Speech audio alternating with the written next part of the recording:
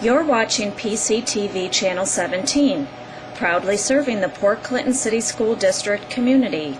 The following is a production of the Port Clinton High School Digital Media class.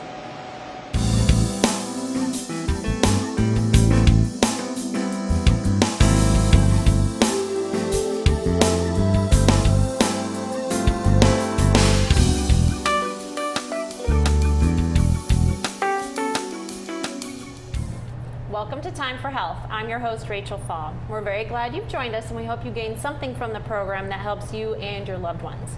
We just want to arm everyone with as much information as possible so we can all make good choices. And this is not to take the place of regular medical care, so always be sure to include your healthcare provider in on your plans and your conversations.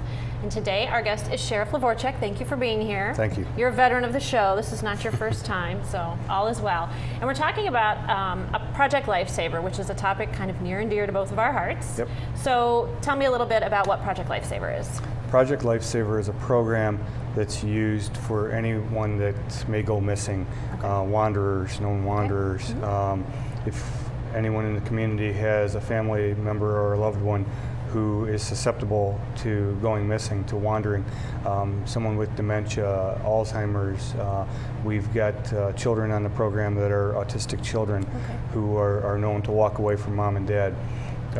We really recommend that they get on the program, and we'll talk a little further, I'm sure, about it here coming up about how it works. Exactly how it works, because it's a pretty impressive program. How long has it been around? It's been in Ottawa County since 2005. Okay, so quite a while. Yeah, the Lions Club of Port Clinton came to the Sheriff's Office in 2005. Former Sheriff Bob Bratton was very receptive to it, and at that time I was a captain working for Sheriff Bratton, and we got involved with the Lions Club. At that time, the partners, I believe, were the Lions Club, Sheriff's Office, Magruder Hospital, Life Flight, and we all partnered together to bring the program to Ottawa County. Yep.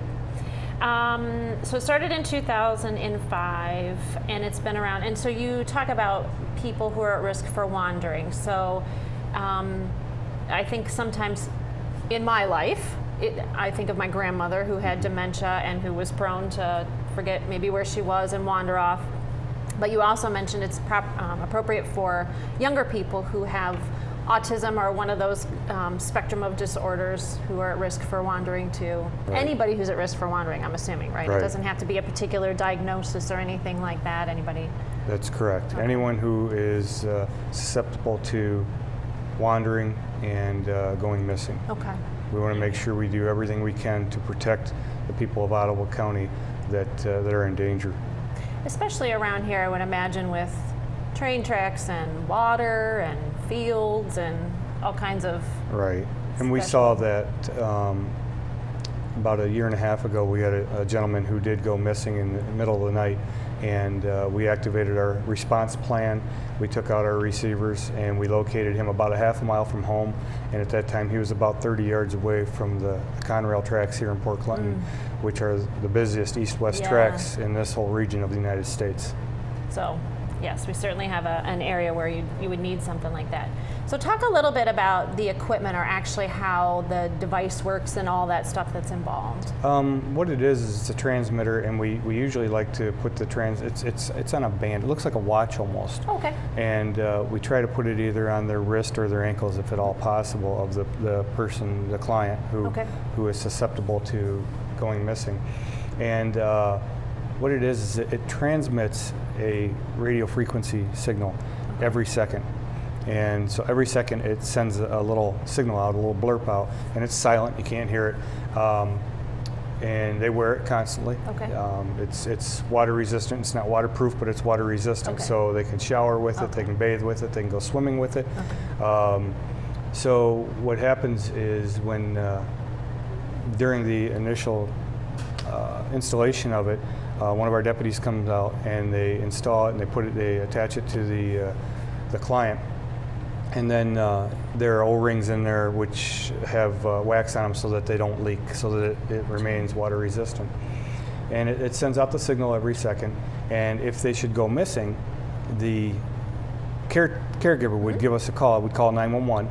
We'll respond with our receivers, and we have documentation of the client and what frequency they're on, Okay. so that we can then dial that frequency into our receiver, and Okay. each transmitter has its own unique frequency Okay. in Ottawa County. Okay. So then we can make the transmitter set to that frequency, and we can track that device Gotcha. then. And we have about a 3-mile range on the receiver. Oh, wow. So depending on weather and surroundings. Sure. So if someone goes missing and they have the wristband, they just have to dial 911. They don't have to do anything That's different right. or special. They would do 911 like they would normally do. That's right. Just call 911. Let the 911 operator know that you have a client on Project Lifesaver that has gone missing, and they'll prompt you then with the Start the whole questions. process. Yep. They'll ask you who it is, and then in dispatch there is a book, which in the book has all of our Project Lifesaver clients in it. Okay. And they will turn the page, open it up to that person. There's a photograph of that person, all of their personal information Okay. for the deputies to have, and the frequency also there, and it has the address and everything on that page. There's a duplicate book that goes out with the receivers by the deputies. Okay. And the deputies will take that book out, and they'll have the exact same information, including a recent photograph of the client, so that if we are in a busy area by chance, we'll have a photograph and we can spot the person. Okay. They're battery powered.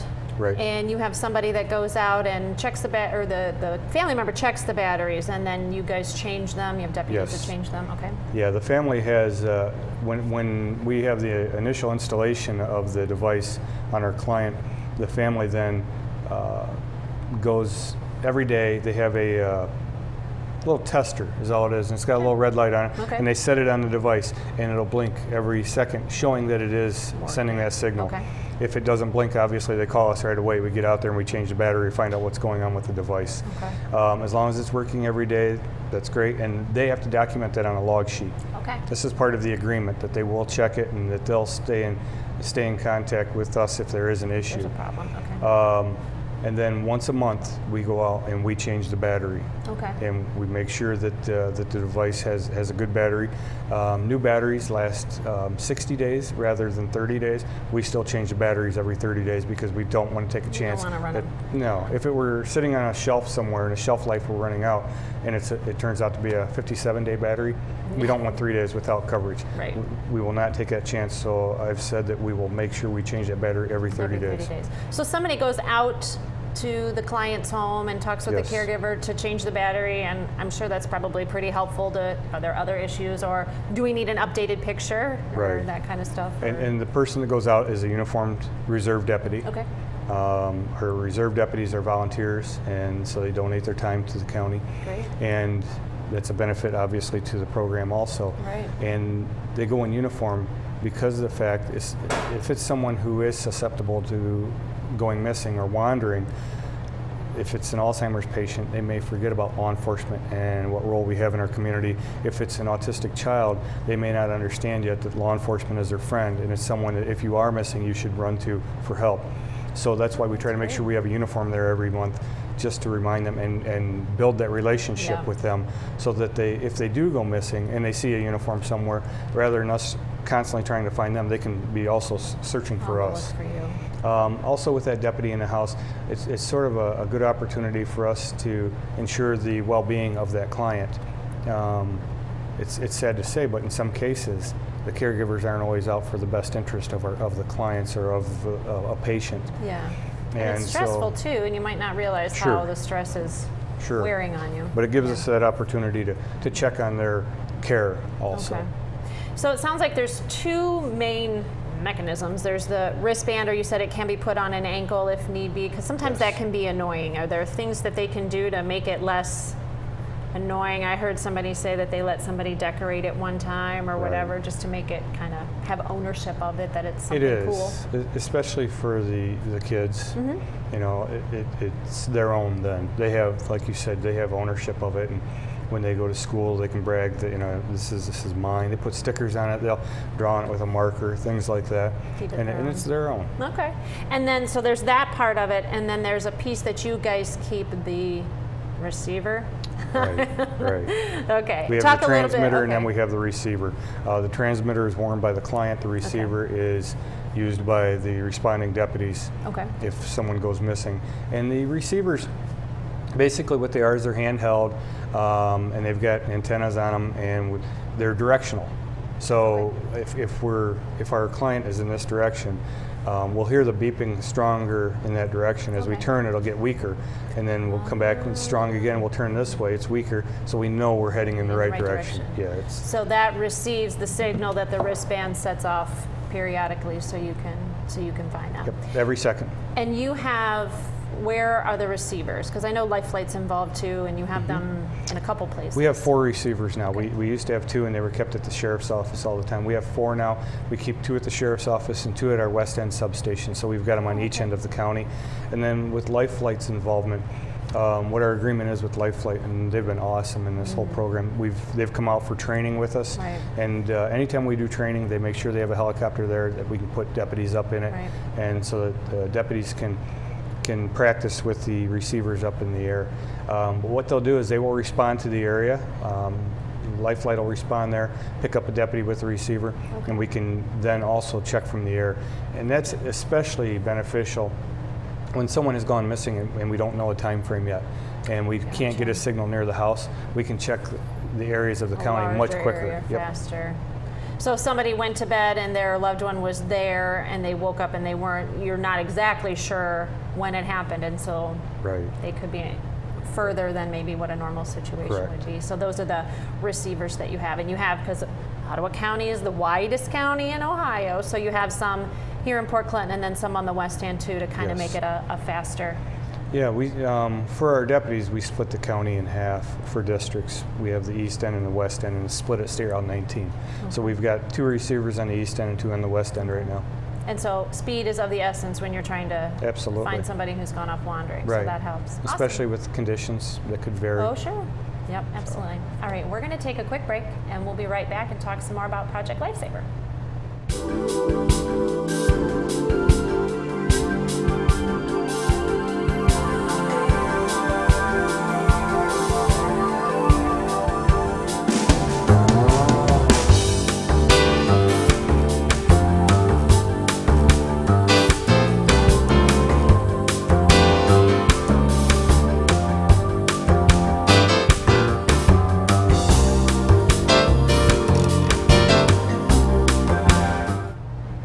And we're back talking about Project Lifesaver, which is a program available in Ottawa County for people who are at risk for wandering. And we talked about that doesn't have to be a particular diagnosis. It could be anything that puts a person at risk for wandering. So, Right. And we talked a lot about the equipment and a little bit about the program. You mentioned that you guys do training. Talk a little bit about that training. We have been trained by a deputy from Licking County who was trained by Project Lifesaver International as a trainer. So he went through the Gotcha. train the trainer program. Gotcha. And it's a 2-day training. And the training is, it's pretty in-depth. It covers the history of Project Lifesaver and some classroom, but the great thing is after the classroom part is done, it's all hands-on. Gotcha. And we actually, you're tested with the device. You have to find 4 devices within a 15-minute period. Oh. So you'll find one, then the clock stops, and you'll find another. And the part of the training also is finding devices not just in the immediate area.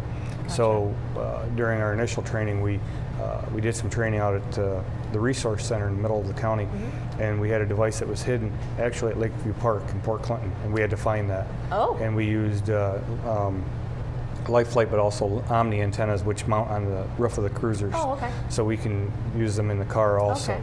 And what we do is we have one person driving while the other person is in the passenger seat with a headset on, listening for the beeps. Yep. Okay. Yep. So it's great training, and It's then we hands-on. try to. It's It not is just, very hands-on. This is how you would do it. It's Right. let's do it. Right, and then we try to do a yearly training after that, where we bring Lifelight in. We meet usually at the fairgrounds, and we'll do some training out there. Okay. Can it find like in a building? Okay. Yep. So yep. it's And again, it's dependent on the building, the structural Sure. type, and what the surroundings are.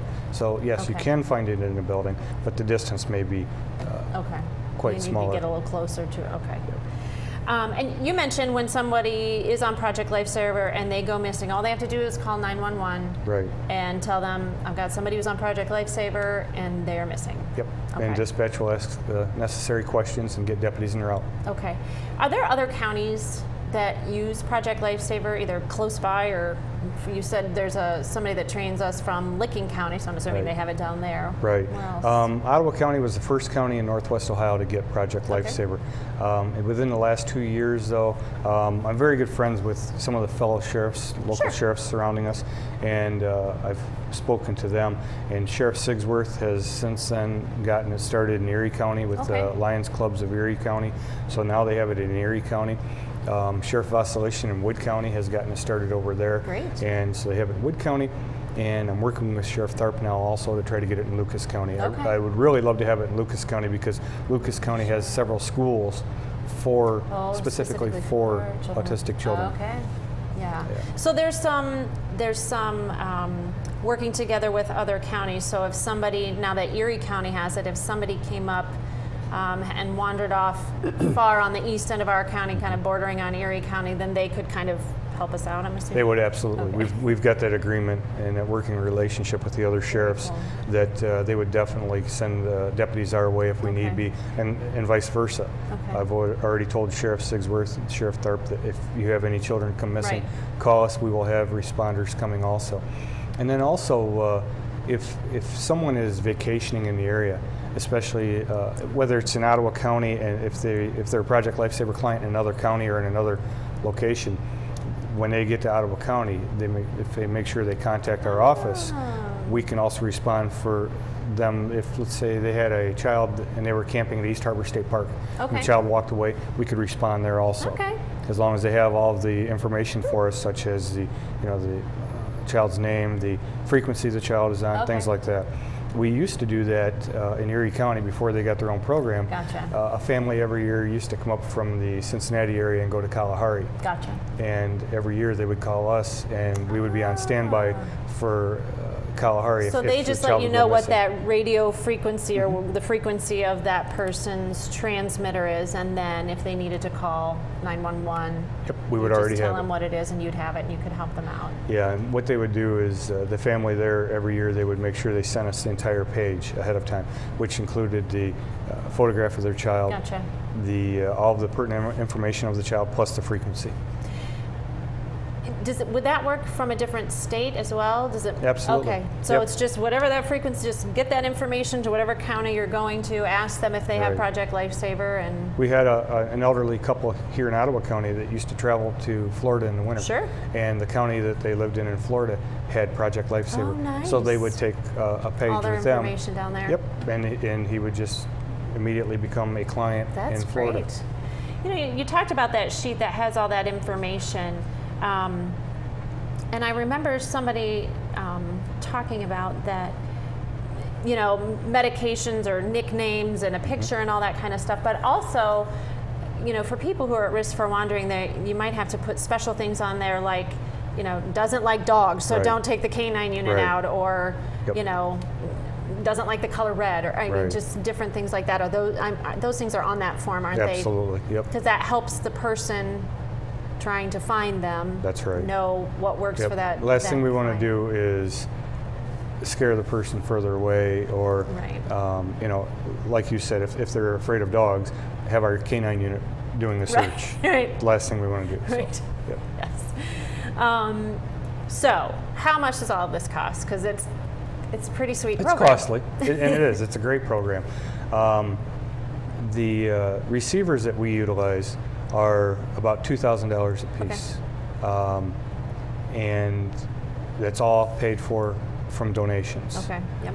The transmitters that are worn by our clients are about $400 a piece, Okay. and we give them to our clients for free. Wow. They wear them for free.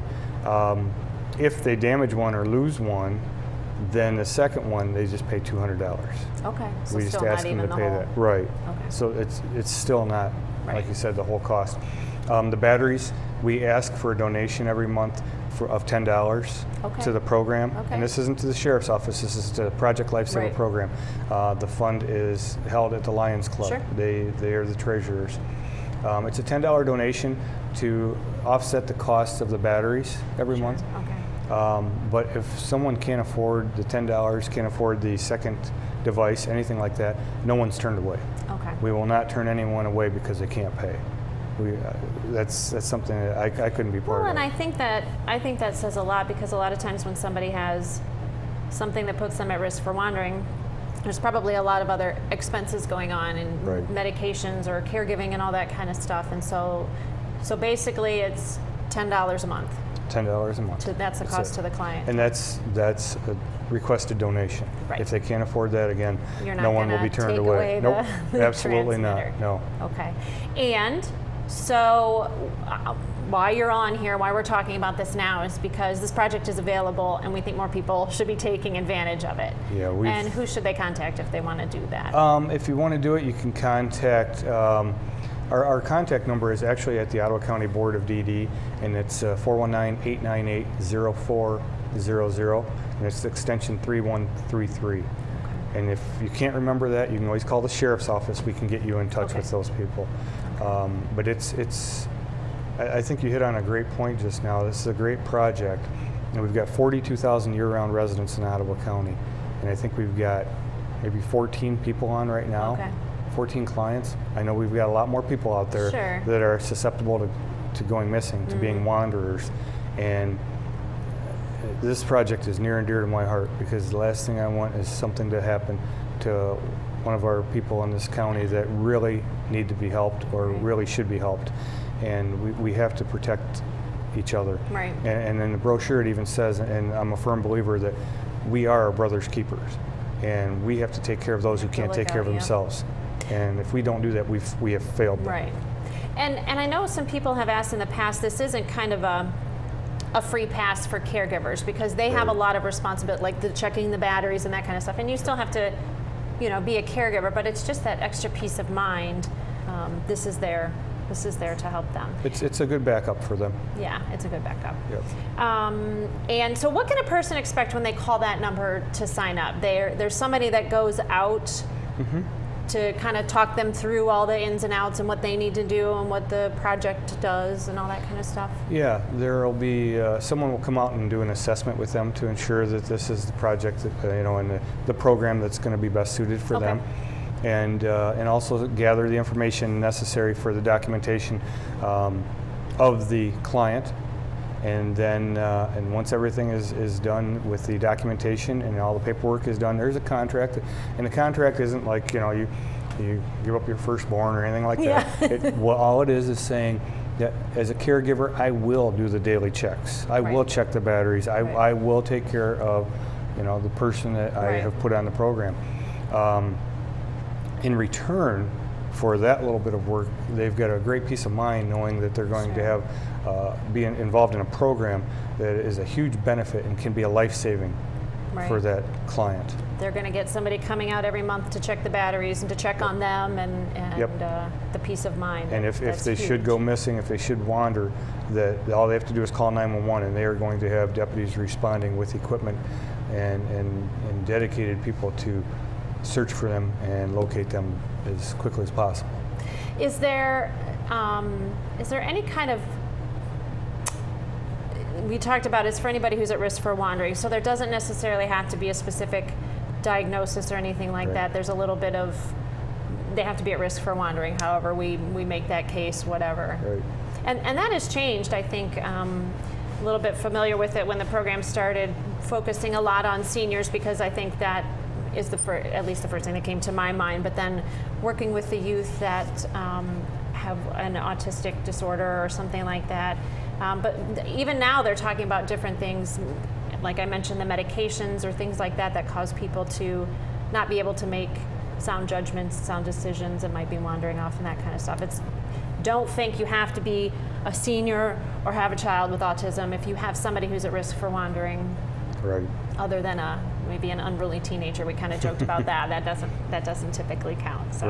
Right. And so the project is available in this county, and there's other counties around here too. Right, and the point you just brought up with the unruly teenager, and that it has to be either a diagnosed condition, or there has to be a prescription from a physician for this program. Okay. So we do have to have some documentation that it's necessary, that the Okay. program is necessary. And it's not to restrict anyone, but instead it's to ensure that we are protecting the people that need protection. That's all This it is. program is completely on donation, so I would think Absolutely. you need to be very prudent about Right. using the resources that people Yep. have donated Yep. in the best way possible. Any final thoughts or like the other things you really want to emphasize or anything we missed talking about Project Lifesaver? The only thing I really want to emphasize is if you think you know someone who can use the project, if you have a loved one that you think is at all possibly a wanderer or could go missing, please call. It's going to cost you a donation of $10 a month, and if you can't afford that, nothing. Right. And it can save their life. And that, I just can't stress enough how much that means to me that we're able to do that. Right. This is an awesome program, and it is there for everyone to use in this county. Right. And that's why we do educational things like this, because and I always say this at the end of the show, but even if it's not something that you need right now you have this knowledge, and you might know somebody who knows somebody who knows somebody that Right. has this issue. Oh, this resource is available out there. Yep. And we've got great partners in the program right now. Right now we've got Lions Club, Life Flight, we got Senior Resources, Magruder Hospital, Ottawa County Board of DD, the Sheriff's Office, and Veteran Services Yep. are all partners in this program, and they're all just doing it to help. Right. And that's truly it, and it's awesome. And that, I think, is a nice blend of people, because when you have a client who comes on with who's a senior who has dementia, you've got people with that experience that can go out Right. and do that assessment. Or if it's a child with an autistic disorder, you've got the experts with that kind of experience that can go out and help with that assessment. Absolutely. Yeah. It's a Yep. pretty cool program, if I do say so myself. All right. Thank you for your time. Thank you. All right. We're going to be back in just a minute. Thank you.